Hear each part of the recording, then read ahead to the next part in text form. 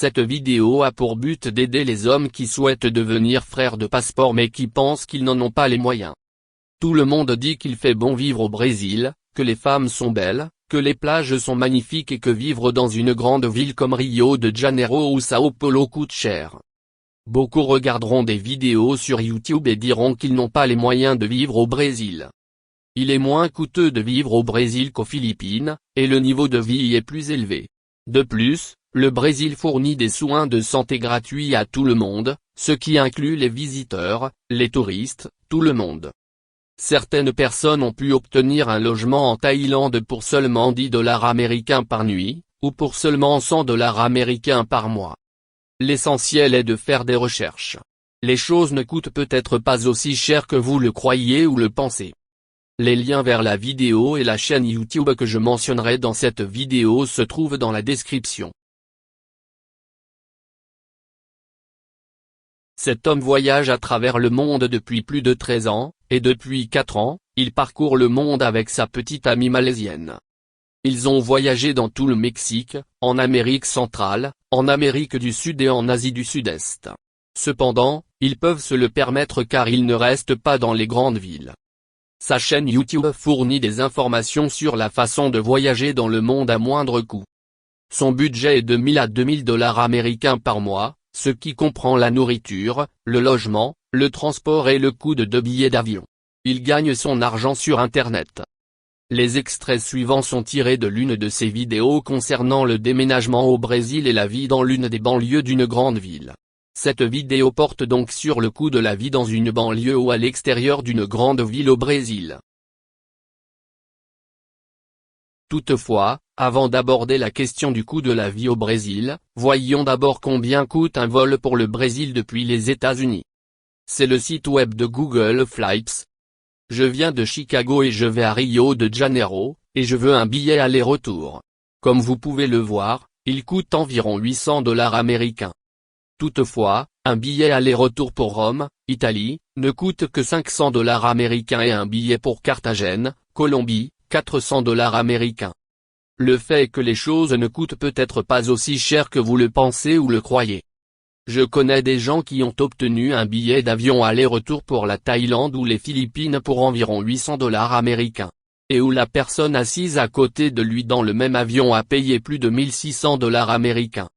Cependant, cela dépend de la période de l'année où vous prenez l'avion, si vous partez le week-end de plus tôt qu'en semaine, et combien de temps à l'avance vous avez acheté le billet d'avion. L'homme dit que son budget est de 500 dollars américains.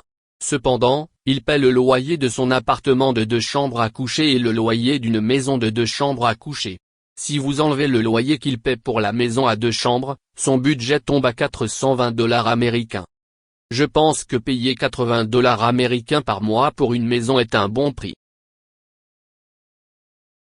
Donc vous êtes au Brésil, c'est ça? Oui. Oui, je suis dans l'état de Bahia, au nord-est du Brésil, dans une petite ville située à environ 3 heures de la capitale de l'État, Salvador. Ici au Brésil, soit vous vivez dans une grande ville, comme une grande capitale. Chaque État a une capitale. Ou bien Rio où vous vivez dans ce qu'on appelle l'intérieur. Voici mon loyer. Je vais commencer par ça. Je vis dans un magnifique condominium tout neuf, 2 chambres, 2 salles de bain tout neuf. Nouveau. Un petit jardin privé. Il y a une immense piscine. Un gymnase et un complexe de copropriété. Pour tout cela, je paie 170 dollars par mois. Vous savez qu'ici j'ai une salle de gym et une belle piscine. Il y a une sorte de barbecue et un coin bar.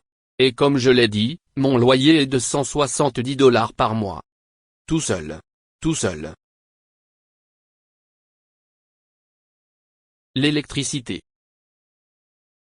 Je paie environ 40 dollars par mois. C'est vrai que c'est un peu élevé.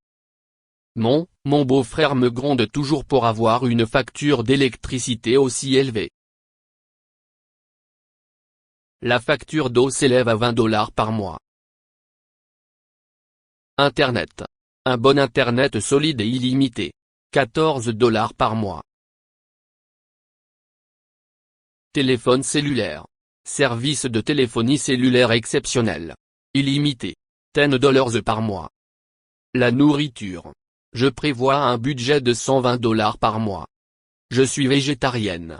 Le Brésil est le pays des fruits tropicaux et des légumes frais et magnifiques, donc vous n'aurez jamais à le faire. Vous pouvez manger très bien, et très bon marché, et très sainement ici au Brésil pour pas grand-chose. 46 $, c'est ce que je prévois pour mes médicaments. Il y a environ 3 ans et demi, à San Francisco, j'ai eu une attaque, à mon grand étonnement. Je vais bien maintenant. Aucun problème, mais je dois prendre 4 médicaments par jour. Vous savez, un seul. Un seul des médicaments. J'étais un peu inquiet à ce sujet, parce que, évidemment, je ne peux pas obtenir. Les soins de santé des États-Unis ne fonctionnent pas ici. Un des médicaments. Un seul de ces médicaments magiques. Si vous devez le payer, un seul médicament aux États-Unis coûterait plus de $300. 4 de mes médicaments, tous les 4 ensemble, ici au Brésil, ne me coûtent que 46 $ par mois. Vous n'avez pas besoin d'une ordonnance. Comme au Mexique. Dans de nombreux pays d'Amérique latine, il suffit d'aller à la pharmacie et de montrer ce que l'on veut. Tant que ce n'est pas un médicament psychotrope. Vous pouvez obtenir tout ce dont vous avez besoin et envie pour un prix très bas. Comme je l'ai dit, je n'ai pas eu besoin d'obtenir une ordonnance. Mon beau-frère vient de m'emmener à la pharmacie. Je leur ai juste montré mon ordonnance américaine. Je leur ai montré vous savez, le flacon directement de Walgreens. Ils l'ont regardé et m'ont obtenu l'équivalent brésilien, qui sont des génériques ici. Laissez-moi vous parler du système de soins de santé. Ici, je suis allé chez le médecin 2 fois en 6 mois. J'ai eu une déshydratation sévère. Je ne buvais pas assez de liquide et il fait chaud. Je pensais que j'avais une autre attaque. Ça ressemblait à une attaque.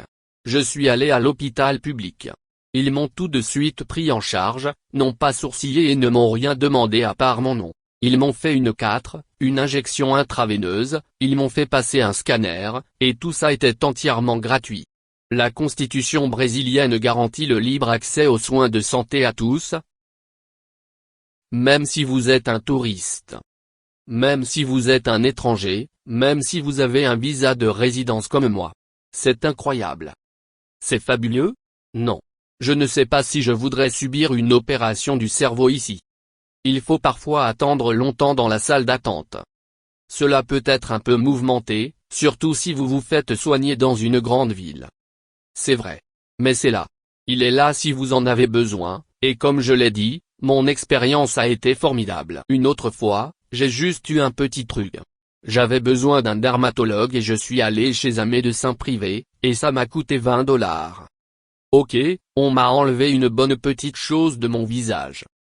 Donc je trouve les soins de santé extrêmement accessibles. Ma nièce de 18 ans vient d'emménager dans une maison ici au Brésil, et je paie son loyer. Son loyer est de $80 par mois pour une maison de 2 chambres avec une salle de bain et un jardin. Voilà à quel point les loyers sont bon marché ici. Ce qui porte mes dépenses mensuelles totales à $500 américains par mois. J'ai séjourné dans des Airbnb dans le monde entier pour aussi peu que $11 par nuit. Et Airbnb est une excellente chose. Merci d'avoir regardé. Veuillez cliquer sur le bouton j'aime, vous abonner, laisser un commentaire et partager cette vidéo.